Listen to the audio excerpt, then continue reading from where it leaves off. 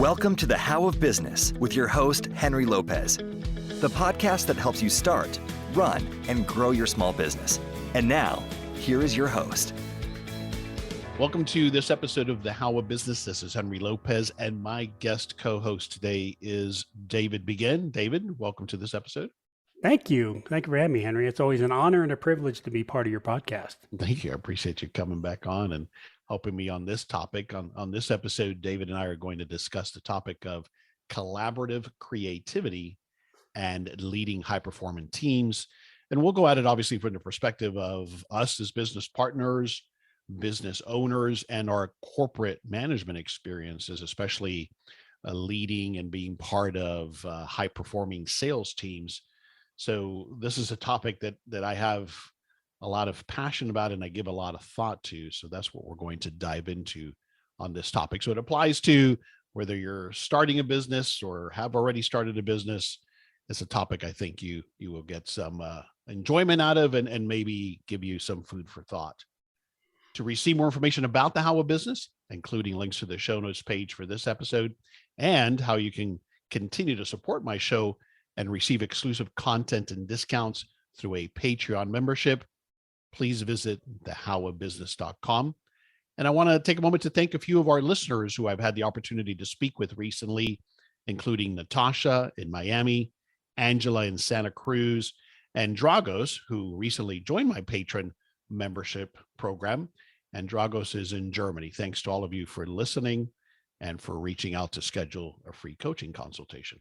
Yeah. I'm super excited that you're a member of Patreon now, Henry. I think it's great. I think if you've really enjoyed this podcast over the years, it's been 4 or 5 years. You just recently signed up with Patreon. But if you've got any value from these podcasts, which I'm sure you have, there's been tens of thousands of listeners that have enjoyed Henry's podcast, go to patreon.com/thehowofbusiness and you can support Henry and support his work. So it costs a lot of money to produce these podcasts. And if you want to help Henry out a little bit, that'd be a great way to do it.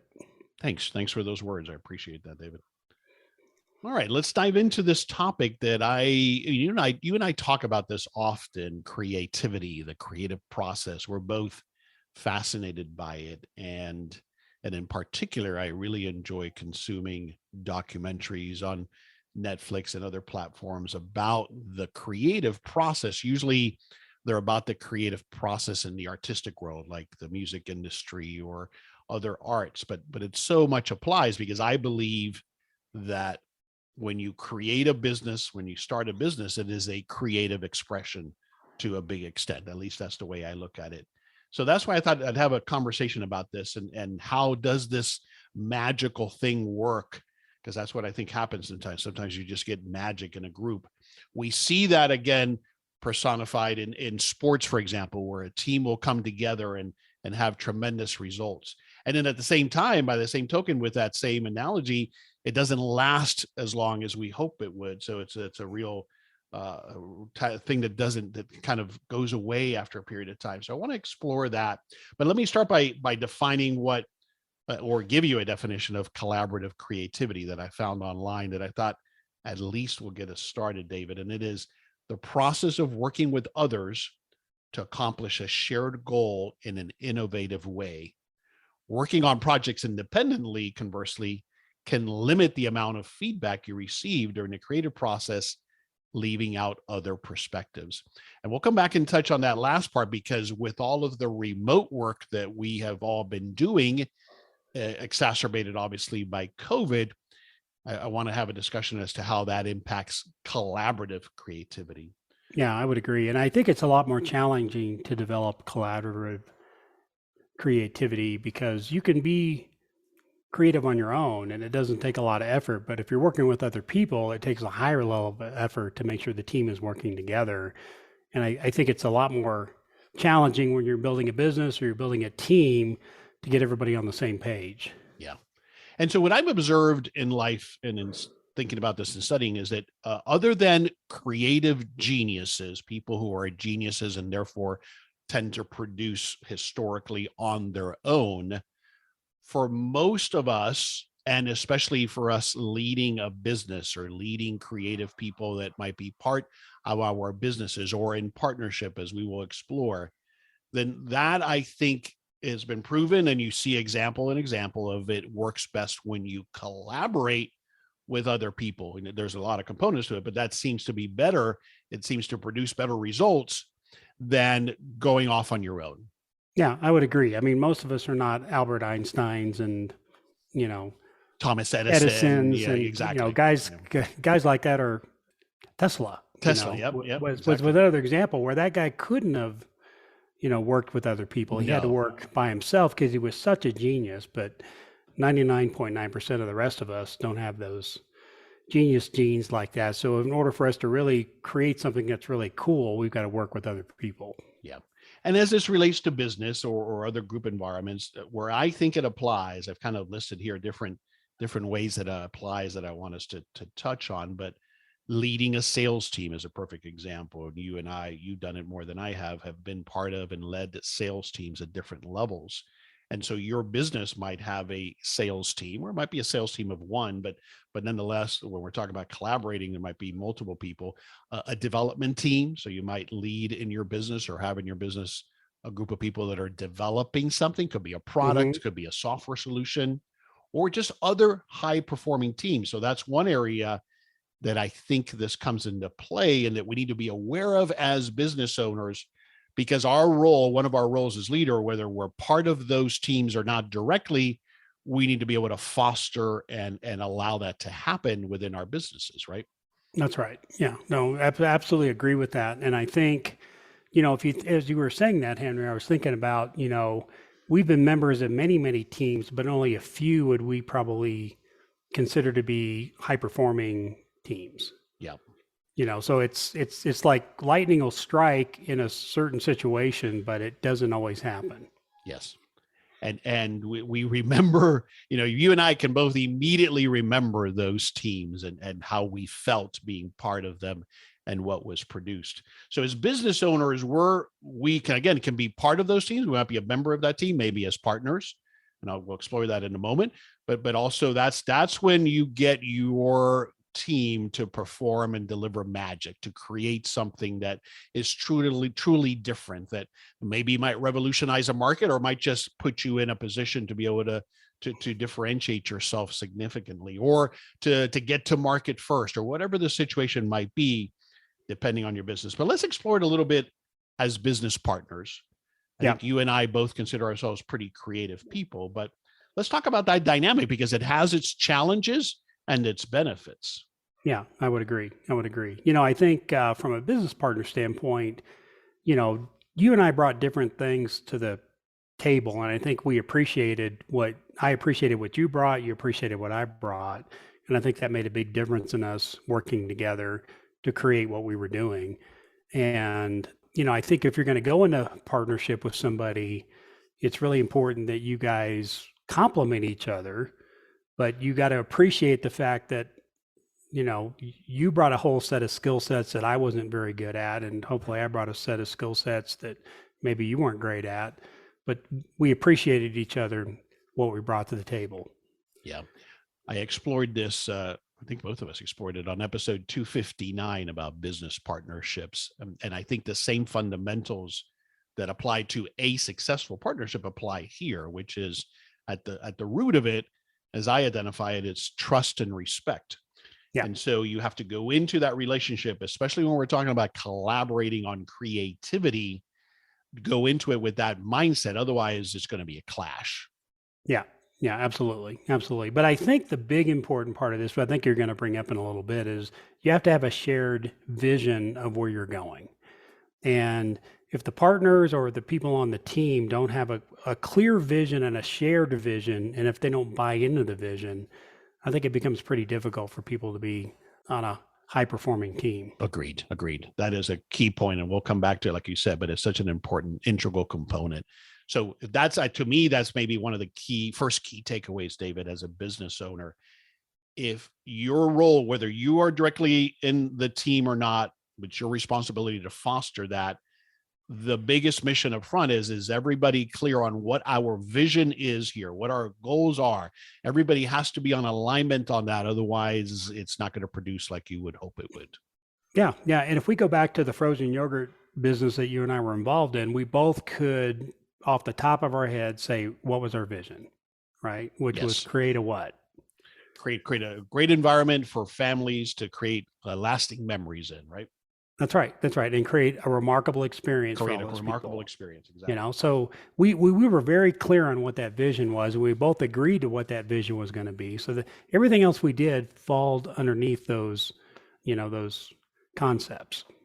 So the other environment that facilitates this, then you're seeing it more and more, is business incubators or accelerators, particularly the incubators. And again, the difference between those two things is an incubator usually is where people are launching their businesses. And so they're coming together to leverage some of this collaborative creativity. So there's a lot of that. They have the different people with different companies that they're starting, and maybe they're cooperating, maybe they're competing, but nonetheless, there's a lot of collaboration that goes on.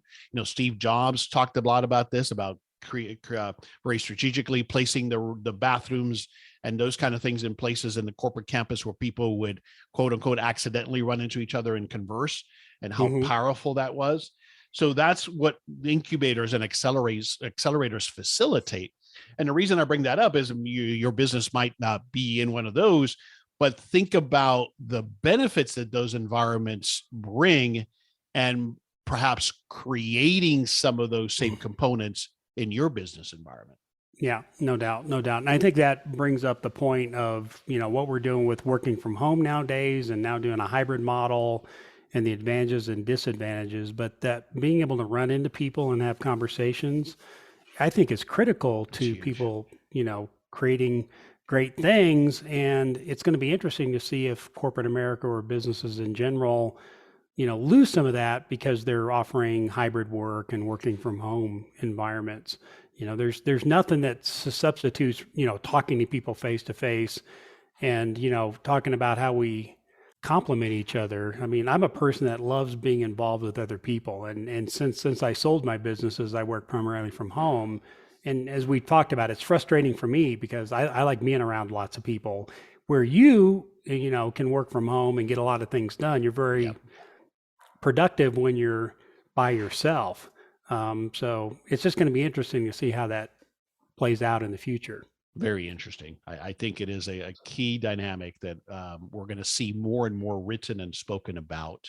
And listen, a lot of the larger creative organizations know this is an issue already, right? So this isn't, we're not discovering anything new, that this is an issue. It's just a matter of balancing with the, at the same time, creative and high performing people love that flexibility. And so I think we're trying to figure out, how do we arrive back at a better equilibrium between those two things? That's correct. Yeah, agreed. So let's talk about Skunk Works. And I figured this topic would excite you because you know probably more about this than I do, having that passion for military background and all things aviation. But you probably knew already. I did a little bit of research, but you already knew where that term came from, I suspect. Yeah, right, David? Absolutely. Yeah. It was really interesting. So Lockheed Martin, as you bring up in the article, talks about, they had to come up with a new radical design of a couple different aircraft. And what was interesting is Lockheed Martin realized that they couldn't build that within their existing structure. So they sent them off to a secret location in California to develop this Skunk Works. And Kelly Johnson was in charge of that project. And they said, Kelly, you got to go build this type of airplane. Go design and build us this airplane. But they had to do it outside the framework of Lockheed Martin. And I think it was really wise of the Lockheed Martin senior management team to say, we can't do that within our current environment. And a lot of the reasons were that at that time, that was a huge corporation, all of the different layers, all of the red tape, all of the forms, all of the processes, all of the meetings, all of the different things that had to happen for something to get approved, a part, a design, documents and plans. And it was just suffocating and made it impossible to develop anything in any kind of a short period of time. Yeah, absolutely. Absolutely. So it was really smart on their part. They picked the right guy, Kelly Johnson, who can get it. He was a get it done type of guy. He was a guy who was always going around people anyway. So they said, why don't you just be in charge of this Skunk Works project? And, they built two incredible aircraft. They built the U-2 spy plane and they built the SR-71 spy plane, which replaced the U-2. Amazing. And they were such revolutionary aircraft that if they weren't in that type of environment, they would have probably never, ever been built. Yeah, fascinating topic. I'm going to include a link to an Inc. magazine article on this topic. It's obviously very abbreviated. So for those of you who are fascinated by this topic, like David is, can read a lot more about it. But I'll have a link to this particular article on the show notes page for this episode at thehowofbusiness.com. Yeah. So, other organizations now talk, like you said, they use the language Skunk Works. So let's create a Skunk Works project. They probably don't execute it quite like they want to many times, but Lockheed Martin is a great example of really doing that and coming up with a couple of really incredible products. So to that point, as a small business owner, what are some of the key takeaways here? That's what I want to talk about. In this article, it summarized 7 of Kelly Johnson's rules for these Skunk Work projects. And not all of them apply to small business, but I want to chat about a couple of them that do. But is there something that comes to mind for you right off the bat that I can take from that and apply to a small business environment? Yeah, I really believe that a good manager, a good owner, a good team leader must be an effective buffer. Yeah. I think, anybody who's put in a position of leadership or management needs to do 2 things. They need to buffer from what the organization is doing so their team can get things done. Plus, they've got to take the friction out of the process for their team. So they've got to be able to, take out all the things that make it difficult for those people to get their job done. And I'll give you an example in the car wash business. We would do an ugly job, which would be shovel the pit or the trench. So every week you had to clean all the mud out, right? That came off all the cars. Nobody wants to do that. Yeah, nobody wants to do that. But I walked in there one morning at 6:00 and saw that everybody had shovels that were old shovels. The handles were broken, and it was just like, why are we having these people do this incredibly difficult job with tools that don't work? And so I ran down to Home Depot, bought 5 new shovels for everybody and said, I don't want to ever catch anybody using a bad shovel again. I want you to use, a shovel that has a proper handle on it and has a proper scoop on it that's not worn out. And, it made them happy because I went and got them the tools they needed to do their job, right? So taking the friction out of a job, out of a very difficult job, as a business leader, as an owner, what can you do to make their job as easy as possible, understanding it's a very difficult job? Yeah, wonderful. That's a great example. Yeah. There's a good quote in this article of Kelly Johnson. I want to read this. Kelly said, quote, there is a tendency today. Now, this was what would have been this time frame in the 60s? Probably 1950s? 50s, 60s, yeah, 50s, yeah. So it's interesting because it's so relevant to today. But again, quote, there is a tendency today, which I hate to see, toward design by committee, reviews and recommendations, conferences and consultations by those not directly doing the job.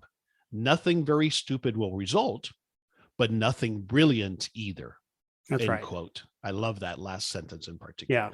Yeah, and I agree. And if you think about the 2 aircraft they built, they were revolutionary aircraft. They had never been done before, right? So there was no way, and that was the brilliant thing about Lockheed Martin, realizing we can't design the type of aircraft that the Air Force wants us to build in our current environment. So they broke all the rules, which was really, kudos to them. Yeah.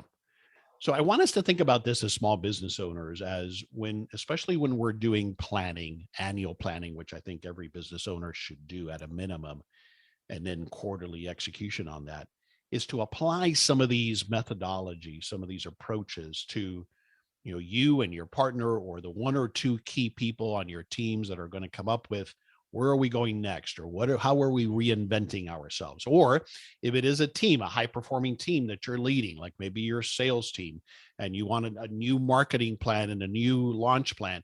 So apply some of these methods, I think, to how you get a group of people together for a temporary or short period of time to collaborate creatively and come up with new ideas. Apply some of these techniques is what I think is one of the key takeaways for small business owners. Yeah. Yeah. And I love these 14 rules that Kelly Johnson came up with. But I think the advantage of being a small company is you don't have a lot of people, right? So take advantage of the fact you are a small company. There's a lot of disadvantages of being a small company, but the advantage is you can move quickly. You can change directions on a dime if you need to. So, take advantage of the fact you're small. Yeah, great point. All right. So the other thing that has sparked this conversation for me is I recently watched the documentary on Disney Plus, The Beatles Get Back. Have you had a chance to watch that? I have not, and I'm going to try to watch it if my Disney Plus subscription is still active. Yeah, it's fascinating content. I'm not a huge Beatles fan, but of course I respect them and I enjoy the music. But the reason I started watching the documentary is I knew that it would appeal to me to the point I made earlier about being fascinated by observing the creative process. And in this documentary, if nothing else, you watch there filmed before your eyes in the music arena, this creative dynamic that existed in that group, primarily in my observation between Paul McCartney and John Lennon, and that dynamic and how they produced magic. Again, whether you're a big fan of their music or not, doesn't matter. They were creating stuff that was at that time certainly brilliant. And it's just fascinating to watch them do it and what that tells us about bringing teams together. Now, mind you, that this also leads to the point that I also want to talk about highly collaborative teams, highly performing teams, is this was the last time. In fact, the documentary covers an impromptu concert that they did on the rooftop of the building that they were recording. And that was their last live performance, period. So Really? They broke up shortly thereafter, right? Yeah. Goes to show you that's rare. It's rare. There are some examples in the music industry, but certainly in business, what I have found, and I want to get your thoughts, it's rare that high performing teams are going to last forever. They're short-lived. Yeah. Yeah, I would agree with that. I think it's that whole concept of lightning striking, right? It just strikes when the conditions are just right and it hits at a certain place, and then you make magic for whatever period of time you make magic, and then it's over with, and I think, everybody was so disappointed when the Beatles broke up. When you think about football teams and dynasties, they only last so long, and then things change for whatever reason. The magic or the mix of the team can't quite get where they want to go, and so that's kind of the exciting thing about it. But I think you bring up a good point. It doesn't last very long, and you wonder if there was conflict between the two people you talked about with the Beatles. I don't remember who the two was. It Paul McCartney and John Lennon. Well, even in this documentary, to your point, sorry to interrupt, there was the famous conflict where George Harrison gets slighted and feels left out, and he momentarily quits. He leaves the recording sessions, and a couple of days later, the rest of the band goes and convinces him to come back. So it's another great example of that happens in our business and work environments in the very same way when you have high performing teams working together. Yeah. Yeah. And you think about what made them great in the 50s and 60s when they were in Hamburg and playing, 5 nights a week and learning, the songs and the music and how to work together. I'm sure their attitude was a lot different back then. And when they were doing, were on the rise, their attitude was much different, but they probably get to a place where they think, okay, I now have made it, I'm now, all the success is attributed to me, or, it's not attributed to them. And and the respect that they had for each other might have fizzled, and, now egos are getting involved. And, I think that's kind of the life cycle of high performing teams, unfortunately. Agreed.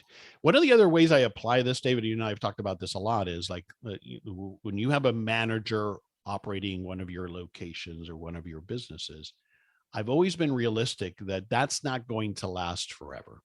Right. Even the best performing manager, and we've seen this in various of our businesses. So you have to, as an owner, understand that that's simply the dynamic of it, that when you get that high performing team, a good manager with a good team, and everybody's operating the way you want them to and executing, you have to realize that that's a thing that's going to dissipate a bit, and eventually you'll have to break that team up and reconstruct it. That's just the nature of it in my experience. Yeah, and I would agree. And I think it's just human nature that says, oh, well, the car wash is successful because of me, not because of the owner. And that's right. The owner says, well, I was successful because of me and not because of the manager. And I think it just happens. I really do believe it's human nature, and I think it is magical when people are able to come together. And the Beatles, in order for them to be successful, their egos were somewhat checked, right? So they would take contributions from the other members of the band and, listen to what they were playing. Oh, I like that. I like what you did. Let's incorporate that. Or here, listen to mine. And they liked what I was doing or whatever, but eventually you start thinking, hey, this success is because of me, or, he's not pulling his weight, or lots of different things can happen. Absolutely. Another thing that gets highlighted in this documentary that's very interesting is the role that Yoko Ono was playing at that time. So she's there throughout the entire, I think it's 8 hours worth of content, or whatever it is, 6 hours worth of content, by John Lennon's side, mostly silent, observing, but she's in his ear, right? It's this new dynamic that gets inserted. And of course, historically and famously, people have blamed Yoko Ono for breaking up the Beatles. And I'm certainly not one of those believers. And in watching this, you realize it's more complex than that, right? She didn't have that much power. But it is interesting. The point that it illustrates that I have come to learn and research about what also can break up a high performing team is an outside influence. Yeah. So in that case, it was somebody who got married, but in business, it applies as well. And it has happened to me, David, where now the dynamics maybe of a partnership change because somebody gets divorced or somebody gets married or a girlfriend comes or a boyfriend comes in, and then there's this dynamic. And so we have to be very careful to guard that and anticipate that as much as possible as business owners. What are your thoughts? Yeah, absolutely. I would agree with that. And it might have been that the Beatles are kind of at that tipping point anyway. And they might were have pushed them over. Exactly right. But it doesn't take much in human nature for somebody to say, hey, you're doing such a great job. Nobody appreciates your efforts, and you're not getting paid enough money to do this or whatever. You can let your ego run with that, and then you start thinking, I'm not being taken care of like I need to be being taken care of. And that's the things that I think in that life cycle of high performing teams that eventually break those teams up. Agreed. All right. So continuing to talk about how do you effectively lead high performing teams? And this could be, again, in your sales team and your production teams and your development teams, or just in your management team. There's all different areas where you can start thinking about where does this apply? Where does it exist currently in my business? Where can I possibly foster it, even if it's for a short period of time because I'm doing planning or development or whatever it might be? We've touched on some of this, but I want to kind of go through this list and get your thoughts. Number one that I have on my list is what we talked about already: a clear vision and goals, alignments on that vision as to where we're going. That's critical. Yeah, absolutely. I think that's my number one thing that you would have for a high performing team is they got to have a vision. I was thinking about when I was reading the Skunk Works document that you had, going back to the Apollo space program. You think about there was hundreds of thousands of people working on that project, and they all had the same vision of getting to the moon before the end of the century. It was very clear what they were all doing. And, I think that's one of the most amazing things we've done as a country, or even maybe as a race, as a human, race, is sending man to the moon. Yeah. And it's amazing when you think about it. We got that done in 8 years. Amazing. We went from nothing, not knowing anything about it, to getting a man on the moon by 1969. But everybody had a very clear vision. And I think that is the number one thing. So such a great example. Another incredible high performing team and collaborative creativity And one of the things that I take from that just popped into my head, David, as it comes to business, is that sometimes we will keep people on our teams because they might be highly talented in one area, or they've been there forever, or they have a lot of knowledge. But I want to challenge people to think about that. If they're not in alignment, then they're always going to be the one that creates this friction then that keeps and can erode others from working together collaboratively. So that is critical. So the other thing I had, which kind of is related here, is I think that high performing individuals and therefore high performing teams need to be clear for them what the rules are. How does this game supposed to be played? What are the parameters here within which I can play? I think that clarity is important as well. Yeah, no, I would agree with that. And I think, you start making those decisions as you were talking about. Is the team more important or is the individual more important? And if you're talking about a high performing team, you got to protect the team. You got to protect the organism of the team. And if you've got a bad egg in there, it's ruining the team. Yeah. And so and if I you see want an so individual often to do it, that's fine. I see so often small business owners, David, sorry to interrupt, that will leave that person there because they're afraid of, well, gosh, if I get rid of Henry, then I have this huge gap. And what am I going to do then? Even though he's a cancer, I can't live without him. And that's such a huge mistake that I see people make again and again. Yeah. And I would agree. And I think I had a tipping point somewhere in my ownership where, you have to protect the organization, you have to protect the team. And it's not about individuals, it's about the group. And if somebody's infecting the group in a way that's not healthy, you need to get rid of that. Agreed. All right, we've talked about trust and respect. The other point that I thought was interesting, another article that I will include a link to on the show notes page of this episode at thehowofbusiness.com, is from a Harvard Business Review article entitled "Collaborating with Creative Peers." And one quote that stood out from there, and this term artists that gets used in this quote, it just applies to creativity or creative people. But quote, "Artists want to control how their ideas are generated, shaped, and executed." Yeah. Again, artists want to control how their ideas are generated, shaped, and executed. I thought that was interesting in understanding how high-performing, highly creative people want to operate. Yeah, absolutely. And if you think about, when you were saying that, I was thinking about the development of the iPhone, right? I mean, Steve Jobs gave him a big sandbox to play in, right? So he wasn't telling him necessarily or exactly how he would tell him when it was wrong. He was really good about telling him when it didn't work or it wasn't what his vision was. But you got to give these people a very large sandbox so they can bounce around. You want to give them rules, right? And you want to give them a fence, but you got to give them the ability to do what it is they need to do to get it done. Yeah. You going back to the to NASA, and which was the mission that had the emergency and they had to bring them back. Apollo 13, of course. Yeah. When they go into essentially a makeshift impromptu Skunk Works to figure out how to make that work with these 4 or 5, whatever it was, these elements that they had on board, right? Right. That's an example. I take that away as an analogy of, here are the rules. Now, other than that, there are no rules. That's right. And if you think about it, if NASA didn't have that environment to begin with, those guys couldn't have just jumped in there and done it. Right. So exactly. It was a predetermined environment that, the best of the best minds in the world got together to make this rocket go up, but also they were able to use the best of those minds to fix the problem. Yeah. So high performing individuals also, as we've touched on here, they want to make an impact. And of course the ego comes into play. They want to be recognized for that, of course, but they want to make an impact. And so that's where you have to allow for that room for them to do so, both individually, but also collaboratively in these cases. They want to feel like they're valued and that their opinions are heard. And so that's why, to your point, you have to then create a culture, an environment where you can do a Skunk Works. And yours might only be a couple of days or a week or one day that we're going to go off site and collaborate on planning for the next quarter, whatever the scenario might be, or we're going to try to come up with what's our next product because now we're becoming ubiquitous in the marketplace. If your culture, to your point, doesn't support that, this is going to be hard to manifest.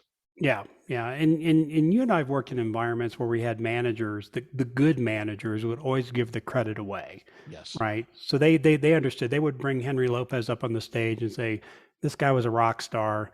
This guy, worked 36 hours in a row to get this deal. He's a hero." They would make a hero out of you instead of taking credit as a manager. We've worked for managers that took the credit. We worked for managers that gave away the credit, and I think smart leaders are the ones that are able to, hey, I get the credit no matter what as the manager, but I'm giving away my credit. I'm going to let my team shine. I'm going to stand them up on a podium and talk about how great they are. And, and it's fun to watch managers who get that. And it's pretty sad to watch managers that don't. Agreed. And I think we have to be honest with ourselves as business owners. Is that us? And perhaps maybe you're honest enough to realize, I don't know that that's going to be me. Then you need to bring in a leader, a manager, and let them foster that environment if that's what it takes. Right. Agreed. And then I got to the point I realized there were certain things I wasn't good at. I hired the right person, Matt, and Matt changed the whole environment and the whole culture because he was able to leverage his strengths within the organization for things I wasn't good at.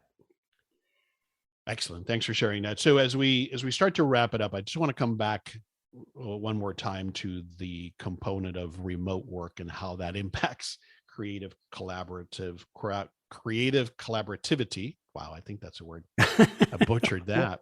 We'll make it a word. Exactly. We'll make it a word now. And high performing teams. So I don't want to beat this to death, but it's such an eminent topic here. And so I think, as we touched on earlier, we're going to see a shift back to some kind of a hybrid.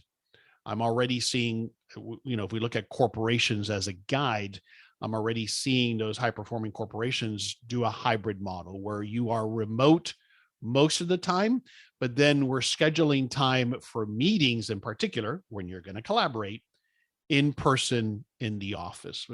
What are your thoughts on what we're going to see here? Yeah. I think you're right. And I think we've identified through this pandemic, we've really identified some things about the work environment that aren't healthy, right? Is it healthy for us to get up at 6 a.m. and drive 45 to 90 minutes to go to work, back and forth? I don't know. I mean, that's, I think the workers have said that's too much, right? It impacts my overall life to get to the office all the time. So I get that side of it, and I think there is some exciting things about working from home that we need to keep and consider. But I also think if we're working by ourselves, we eliminate that ability to run into each other in the office, to turn around our chair, have a conversation with the guy in the next cube about an idea or a concept or a topic. And I really hope we kind of get to that hybrid model. And I think employees will eventually get back to that. They're going to realize there's going to be a little bit of both. And I think it's going to make for a much more healthy work environment. Agreed. So again, if this applies, obviously, if your small business is already virtual or you have an online business or something like that, where you deliver a service where you are remote, and it's just something to think about it. And in particular, as you bring together teams for short periods of time to do a particular project that requires creativity, I would encourage thinking about bringing those people physically together. Yeah. Even though, people might fight that a little bit, but I think that's when it works best. Yeah, I would agree. And I think, there might be certain jobs where you don't need to interface with people very often. You can interface on the phone, but if you're trying to build something, you've got to get people in the same space. All right, a couple other related episodes that you might want to go back and listen to related to leadership. Most recently, I released episode 414 entitled Jump Seat Leadership for Entrepreneurs with Peter Docker. And one of the best lines from his interview is he says, leaders take a stand, not a position. So what do you stand for? What is it that you stand for? Not a particular position, because positions can shift, but a stand is who you are. It's what you're about. It's what your business is about. And I think that plays very well into what we've talked about as to what it takes to lead and to foster highly creative, highly productive teams. Yep. And in episode 285, developing great team players for your small business with Walt Brown. Walt and I on that episode just chatted about team players and developing teams. So a bit more about these dynamics of how do you foster that? How do you nurture that within your business? All right, we'll wrap it up. Is there any, I'm going to wrap it up with a couple of key takeaways here, David, but as we've been talking, is there anything else that comes to mind to you as to how I apply this in a small business environment, how I should be thinking about developing this, fostering this, encouraging it, and supporting these collaborations that need to happen from time to time, perhaps? Yeah, I think you have the advantage of being a small business, so you don't have the infrastructure that large corporations do. So make sure you take advantage of that, number one. Number two, in this new endeavor that I'm starting after I sold my businesses, I'm letting the team make the decisions. And it's really been fun to see them grow and think about how they do. And I just kind of, we bounce ideas off each other, but, I don't have to be the guy making all the choices and all the decisions anymore. And it's really great to watch people grow. So think about that. So think about hiring great people and let them run and let them, blossom and flourish. It's a great point, but no doubt that comes from your maturation as a leader, your evolution as a leader, because the last point I want to talk about that is a challenge that I want people to think about is, especially as small business owners, we have been traditionally the ones that come up with the great ideas, right? Yeah. The business might have been our idea, the product or solution might have been our idea. So often what happens with highly creative, high-performing people is we're generally much better at giving our ideas, sharing our ideas, than taking them in. So right. To your point, what you've been able to do now is realize that, sure, you still have great ideas, but if we leverage others and we let them come together collectively, we're going to have even better ideas. Agreed. Yeah, absolutely. And it's been a lot more fun, to be honest. I imagine. Well, in part because the pressure isn't on you to come up with everything and to solve everything. Yeah. I would agree. Yeah. All right. A couple of key takeaways then that I'll summarize and add to it as you wish as well. One is understand how collaborative creativity works. How does this magical thing works? And foster it in your partnerships. So I'm talking about, like yours and mine's partnership in the business. And that's how you're going to achieve great things. So think about how you foster it. It's not realistic that you're going to have constantly creative collaboration. It doesn't work that way. That's to the point of it doesn't last long. And that's okay. That's just understand that that's an inherent dynamic of it or component of it. Yep. Yeah, I would agree. Secondly, understand those complex dynamics of leading high performing teams and continuing to grow as a leader, as you just shared by example.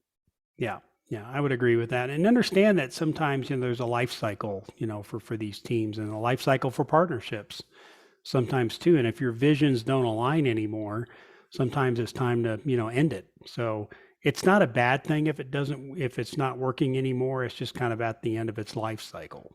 Yeah, that's a perfect example of how it applies to partnerships. Absolutely. And I think you're so right to highlight that. So I just want to make a point that you're right that sometimes people struggle with that because they think, well, if I end this partnership, it's a failure. Well, not necessarily. It's run its course. We did what we wanted to do together, and now it's time to move on to something else. That's right. There's seasons for everything, and there's seasons for partnerships and, high performing teams. So well said. David, thanks for joining me on this conversation. I enjoyed it. I appreciate your insights and thoughts on it. Yeah, it's always fun to be on your podcast. Thanks for having me, and I enjoyed it. To everybody, I wish you the best as you start and grow your successful and profitable small businesses. This is Henry Lopez, and my co-host today again was David Begin. Thanks for joining us for this episode of The How of Business. I release new episodes every Monday morning, and you can find the show everywhere you listen to podcasts, including at my website, thehowofbusiness.com. Thanks for listening. Thank you for listening to The How of Business. For more information about our coaching programs, online courses, show notes pages, links, and other resources, please visit thehowofbusiness.com.